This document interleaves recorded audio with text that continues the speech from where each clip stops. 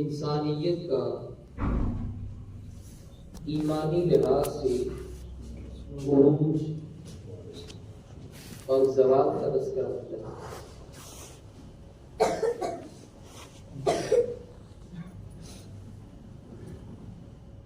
جس طرح فائنینشلی طور پہ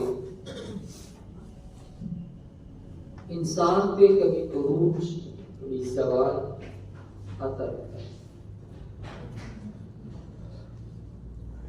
اسی طرح سے ایمان بھی کبھی بڑھتا رہتا ہے کبھی کم ہوتا ہے۔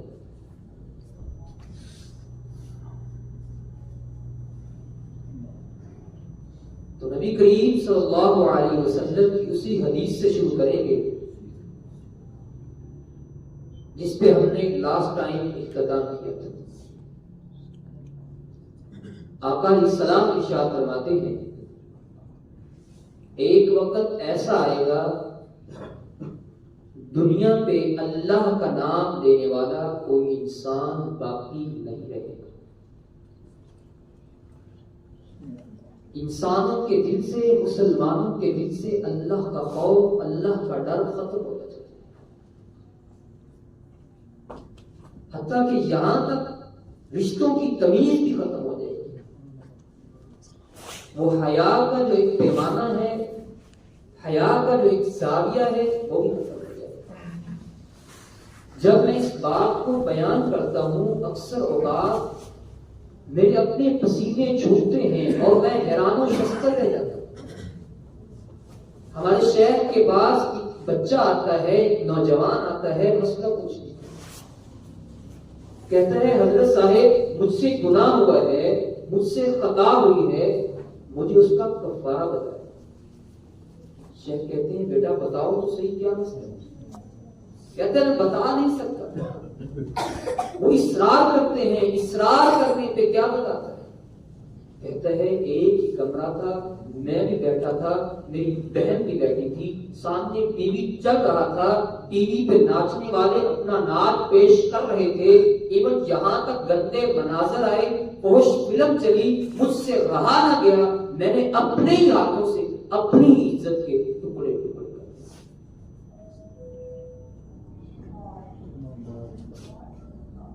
آج ہم ایمانی حالات پہ اس قدر ہم زوال کا شکار ہو چکے ہیں، سوشل میڈیا اس بات کا گواہ ہے اور اس بات کا شاہد ہے۔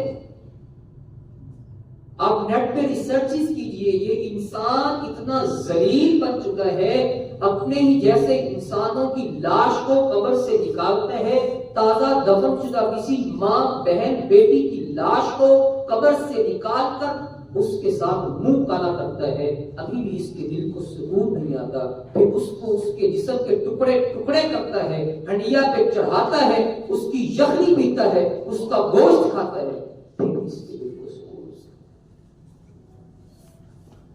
یہ کوئی 300-400 سال پرانی بات نہیں بلکہ آج کے دور کی بات ہے۔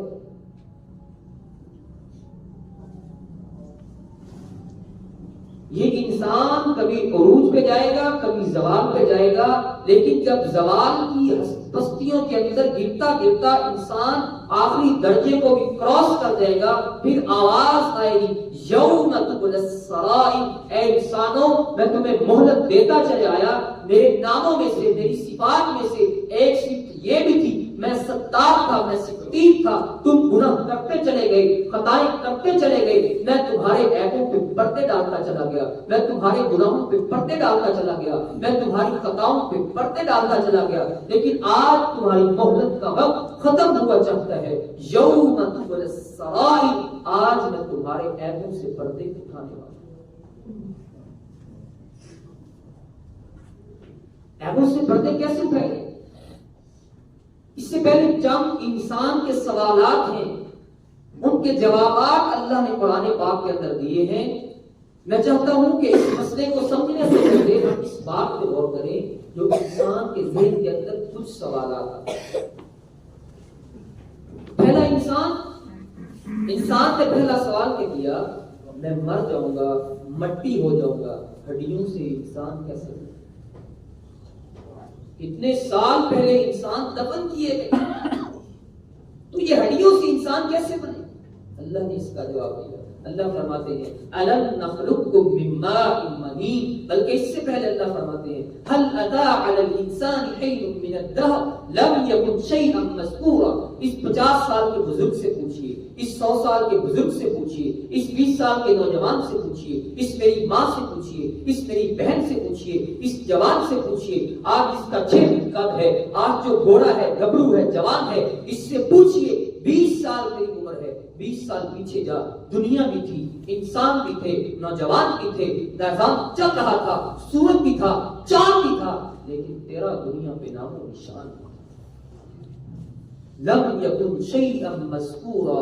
اللہ فرماتے ہیں الم نخلقکم من ماء مہین، پھر پانی کی گندی سی بوند، ایسی بوند جس کا نام لیتے ہوئے تمہیں شرم آتی ہے، تم شرم سے پانی پانی ہو جاتے ہو. اس ایک گندی سی بوند کو ایسی جگہ پہ ٹپکایا تھا جس کا نام لیتے ہوئے تمہیں شرم آتی ہے. کسی بیولوجسٹ سے پوچھیے گا، کسی سائنٹسٹ سے پوچھیے گا، ماں کے پیٹ کے الٹراساؤنڈ کرنے والے کسی سائنسدان سے پوچھیے گا، پانی کی وہ ایک بوند جس سے میری اور آپ کی پیدائش کا آغاز ہوا تھا، 30 لاکھ سے زیادہ چھوٹے چھوٹے سپرمز تھے، چھوٹے چھوٹے کیڑے تھے، چھوٹے چھوٹے جراثیم تھے، جس سے میری اور آپ کی پیدائش کا آغاز ہوا. گویا کہ ایک چیونٹی کو پکڑا جائے، ایک کیڑی کو پکڑا جائے، اس کے 30 لاکھ ٹکڑے کیے جائیں، 30 لاکھ ٹکڑے میں سے ایک ٹکڑے کو پکڑا جائے، اس کے ہزاروں ٹکڑے کیے جائیں. میری اور آپ کی جب پیدائش کا آغاز ہوا تھا، ہم اس چیونٹی سے بھی لاکھوں گنا چھوٹے تھے، جہاں سے عرش عظیم کے اللہ نے جیتا جاگتا انسان. اسٹرکچر کیسا بنایا؟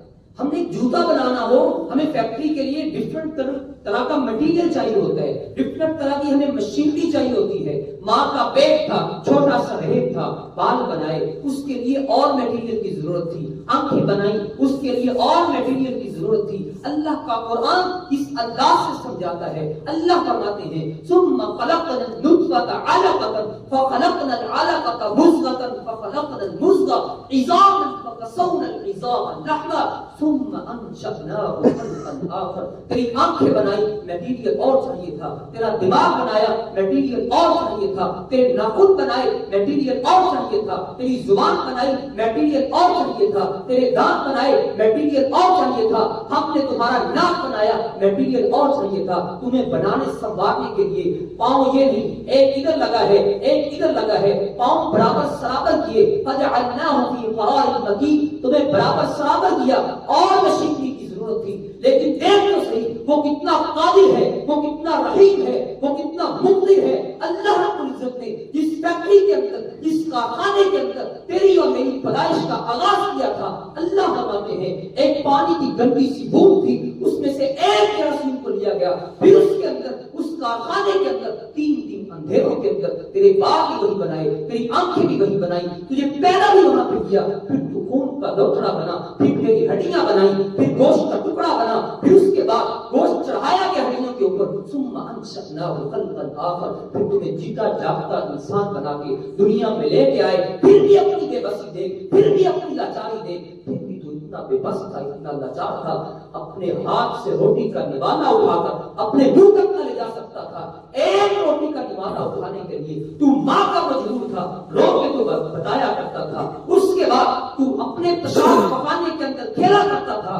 ہے کوئی بڑا، ہے کوئی سردار. والسماء والطارق وما أدراك ما الطارق النجم الثاقب إن كل نفس لما عليها حافظ فلينظر الإنسان مما خلق. ہے کوئی بڈیرا، کوئی سردار، کوئی جگیردار، کوئی چودھری، کوئی بڈیرا، S H O, M P A, M L A, وزیر اعظم، منسٹر، پرائم منسٹر جو اس بات سے انکار کر سکے ہم نے تو تمہیں گندے پانی سے.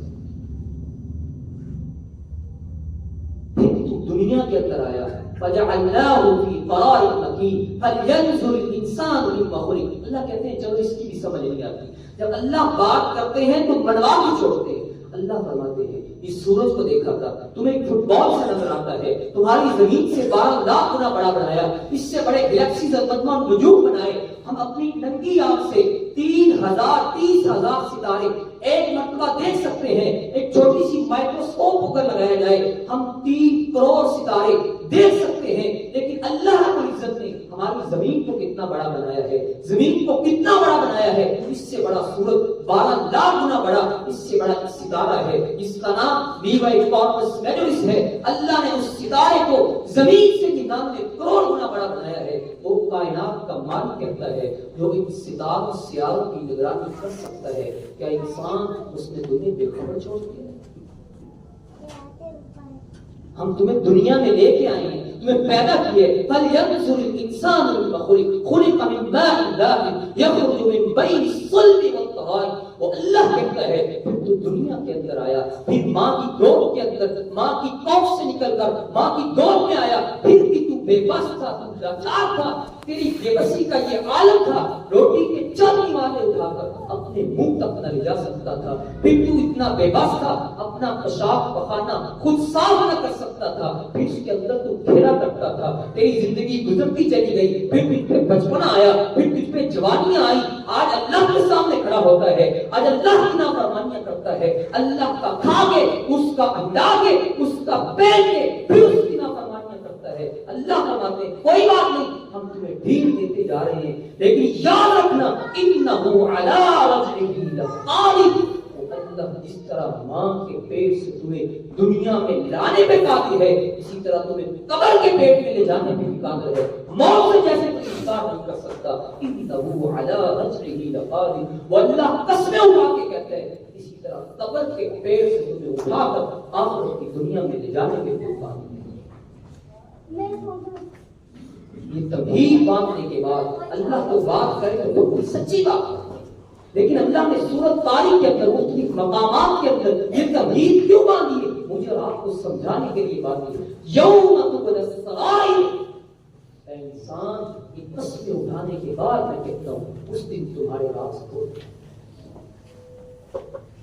فما لہ من قوۃ ولا ناصر، یہ بڑی اچھی بات ہے۔ اللہ نے کس انداز سے سمجھایا، قربان جاؤ قرآن پاک کے تبصرے پہ۔ اللہ فرماتے ہیں آج کبھی کسی کے رازوں پہ پردے ڈال جاتا ہے، اس کا عہدہ، اس کا منصب، اس کی نوکری، اس کے جناب تعلقات، کبھی میرے رازوں پہ پردہ ڈال جاتی ہے، میرے سر کے اوپر ٹوپی کا ہونا، کبھی اس ممبر کے اوپر کھڑا ہونا میرے گناہوں پہ پردے ڈال جاتا ہے، کبھی آپ کے رازوں پہ پردے ڈال جاتا ہے۔ آج کسی سردار کے راز کھلے، کسی جاگیردار کے راز کھلے، کسی نواز شریف کے راز کھلے، کسی عمران خان کے راز کھلے، کسی پرائم منسٹر کے راز کھلے، کسی سردار کے راز کھلے، لوگ فائلیں بند کروا دیتے ہیں، عدالتیں کہتے ہیں ہم فیصلہ نہیں سنا سکتے، ہم قاصر ہیں، ہم مجبور ہیں، ہم بے بس ہیں، ہم لاچار ہیں، یہ چند ٹکوں پہ بکنے والی ہماری عدالتیں کہتی ہیں یہ امیر ہے، ہم چند پیسوں کی خاطر، چند تعلقات کی خاطر، چند سلوکوں کی خاطر ہم فیصلہ نہیں سنا سکتے، ہم بے بس ہیں، ہم لاچار ہیں۔ لیکن اللہ فرماتے ہیں اے انسان کسی بھول میں نہ رہنا، جس دن میں تمہیں اپنا سامنا کھڑا کروں گا، جس دن تم میرے سامنے کھڑا ہوگا، فما لہ من قوۃ ولا ناصر، نہ تجھ میں اتنی طاقت ہوگی، نہ دنیا کی کسی طاقت کے اندر اتنی طاقت ہوگی مجھ سے کہے اے اللہ آج میرے راز لکھو۔ ہے کوئی جو اللہ کو کہے آج ہمارے راز لکھو؟ آگے اللہ سمجھاتے ہیں والسماء ذات الرجع والارض ذات الصدع، پھر مجھے قسم ہے، اس لیے قسم کھا رہا انہ لقول فصل، یہ مذاق نہیں ہے، اللہ کی کئی فیصلہ کن بات ہے۔ کتنی پکی بات ہے۔ ادھر آپ میں سے ایک بندہ مجھ سے کہے یہ جو رستہ اس طرف جا رہا ہے یہ خراب ہے، شاید میں نہ مانوں، 2 کہیں شاید میں نہ مانوں، 10 کہیں شاید میں نہ مانوں، لیکن جب ہزاروں آدمی مل کے مجھ سے کہیں جناب حضرت صاحب یہ رستہ خراب ہے، ہم سمجھا رہے ہیں، لیکن پھر مجھے ماننا پڑے گا یہ رستہ واقعی ہے۔ آدم علیہ السلام سے لے کر میرے اور آپ کی پیر و مرشد جناب محمد رسول اللہ صلی اللہ علیہ وسلم تک 1,24,000 سے انبیاء یہ کہتے چلے آئے اے انسانوں شیطان کے راستے پہ نہ چلنا، یہ رستہ خراب ہے، لیکن ہمیں سمجھ نہیں آتا۔ وما هو بالحاصل، اللہ فرماتے ہیں یہ مذاق نہیں ہے۔ کہیں کبوتر جب جیسے شکاری کو دیکھتے ہیں آنکھیں بند کر کے سمجھتے ہیں گولی ڈال دی گی، جہاں کبوتر کی جائے گی۔ شتر مرغ جب طوفان کو دیکھتا ہے تو کیا کرتا ہے، ریت کے بگولے کے اندر اپنی گردن چھپا کے سمجھتا ہے شاید طوفان ٹل گیا، یہ بے وقوفوں کا انداز ہے، آنکھیں بند کر کے یہ نہ کہتے کوئی بات نہیں۔ اللہ فرماتے ہیں رک جا ذرا، تیرے راز کھلنے والے، یہ پکی بات ہے۔ جس طرح موت سے تو انکار نہیں کر سکتا، جس طرح تو قبر سے انکار نہیں کر سکتا، اس طرح اللہ فرماتے ہیں اس بات کو بھی ماننے پہ تو مجبور ہے کہ قیامت کے دن اللہ تمہیں اپنے سامنے کھڑا کرنے کے بعد اس طرح راز کھولنے کا پہلا انداز کیا ہوگا؟ یہ تمہید اللہ نے سورۃ طارق کے اندر بات کی۔ اس کے بعد اللہ فرماتے ہیں راز کیسے کھولتے ہیں؟ سب سے پہلے انسانوں کی شکلیں تبدیل کر دیتے ہیں۔ آج میری وہ شکل ہے جس سے آپ مجھے دیکھتے ہیں، ایک وہ نگاہ ہے جس سے میری ماں مجھے دیکھتی ہے، ایک وہ نگاہ ہے جس سے میرا باپ مجھے دیکھتا ہے، ایک وہ نگاہ ہے جس سے میری بہن مجھے دیکھتی ہے، باپ دیکھتا ہے، بارے نیارے جاتا ہے، ماں دیکھتی ہے، محبتیں کرتی ہے، لیکن ایک وہ نگاہ ہے جس سے آسمان کا مالک مجھے اور آپ کو دیکھتا ہے، ماں اور نگاہ سے دیکھتی ہے، لیکن جب اللہ دیکھتا ہے تیرے قد کو نہیں دیکھتا، تیری کوٹھی کو نہیں دیکھتا، تیری جائیداد کو نہیں دیکھتا، تیرے عہدے کو نہیں دیکھتا، تیرے رنگ کو نہیں دیکھتا۔ آمنہ خلاف فرماتے ہیں ان اللہ لا ينظر الى صوركم ولا الى اموالكم ولكن ينظر الى قلوبكم واعمالكم۔ اللہ تمہارے کردار کو دیکھتا ہے، تمہارے اعمال کو دیکھتا ہے۔ ہمارا جیسا کردار ہوتا ہے ہم اللہ کو ویسے نظر آتے ہیں۔ یہ قیامت کے دن جب اللہ اٹھائے گا، کچھ انسان جب قبروں سے اٹھیں گے، آمنہ کردار علیہ السلام فرماتے ہیں الذين يأكلون الربا لا يقومون الا كما يقوم الذي يتخبطه الشيطان من المس۔ کچھ لوگ جب قبروں سے اٹھیں گے پاگل دیوانے مجنون ہو جائیں گے، ایسے جیسے بولا پاگل ہلکا کتا ہو، کبھی سچ سے کاٹا، کبھی اسے کاٹا، کبھی ادھر گیا کبھی ادھر گیا۔ یہ کون لوگ ہیں؟ اللہ کا قرآن کہتا ہے الذين يأكلون الربا لا يقومون الا كما يقوم الذي يتخبطه الشيطان من المس۔ سود کا کاروبار کرنے والا، سود لینے والا، سود دینے والا سب جب قبروں سے اٹھایا جائے گا ایسے لگے گا جیسے شیطان دل کو چھو کر کے پاگل کر۔ ایک اور والا قبروں سے اٹھے گا، ایک جناب سردار ہے، ایک ایس ایچ او صاحب ہے، ایک جناب چودھری صاحب ہے، یہ ایک وڈیرے صاحب ہے، یہ ایک ایم پی اے صاحب ہے، ایک ایم این اے صاحب ہے، یہ عالم صاحب ہے، یہ مقتدی صاحب ہے، یہ امام صاحب ہے۔ جب قبر سے اٹھیں گے ان کی پیٹھ پہ اللہ جھنڈا لگا دے گا، لکھا ہوگا ہذہ غفرۃ فلانی، یہ وہ ایم پی اے ہے، یہ وہ ایم این اے ہے، یہ وہ وزیر اعظم ہے، یہ وہ خطیب ہے، یہ وہ شیخ ہے جس نے اپنے مفتیوں کے سامنے مسئلہ بیان کرتے ہوئے چند ٹکوں کی خاطر، چند پیسوں کی خاطر ان سے عداوت کی تھی، ان سے خیانت کی تھی، حق بات ان تک نہیں پہنچائی تھی۔ یہ اس کی خیانت ہے، یہ اس خطیب کی خیانت، اللہ جھنڈا اس کی پیٹھ پہ گائیں گے اور کہیں گے یہ اس کی خیانت ہے، دیکھو لوگوں آج اس کا یہ راز ہوگا۔ ایک اور طبقہ جب قبروں سے اٹھے گا، بہت سے لوگ ہیں لیکن ٹائم اجازت نہیں دیتا۔ آخری بات ایک اور ٹولہ، آج یہ چیز بہت عام ہو گئی ہے۔ اللہ کے پیغمبر علیہ الصلوۃ والسلام کا یہ فرمان ہے، آقا علیہ السلام فرماتے ہیں کچھ لوگ جب قبروں سے اٹھیں گے ان کو امثال الذر یوم القیامہ، ان کو اللہ جب قبروں سے اٹھائیں گے چونٹیوں کی طرح اٹھائیں گے۔ یہ کون سے لوگ ہیں؟ یحشر المتکبرون امثال الذر یوم القیامہ، ترمذی شریف کے اللہ کے پیغمبر علیہ السلام فرماتے ہیں یہ وہ بدبخت انسان ہے جو آج لوگوں کو چیوٹی سمجھتا ہے، بندے کو بندہ نہیں سمجھتا، بندے کو بندڑی سمجھتا ہے، انسان اس کو انسان نظر نہیں آتا، جس کی چائے عزت پہ بات کر کے رکھ دے، جس پہ چائے محبان بازی کر کے رکھ دے، جس پہ چائے گالی کس کے رکھ دے، جس پہ چائے گانا کس کے رکھ دے۔ اللہ فرماتے ہیں آج دنیا کے اندر چند پیسے ہم اس کو کیا دے دیے، یہ بندے کو بندہ نہیں سمجھتا، لیکن جب میرے سامنے اس کو کھڑا کیا جائے گا، جب قبر سے اس کا راز کھلے گا، اس کو اٹھاؤں گا چیونٹی کی طرح، اس کو قبر سے اٹھاؤں گا۔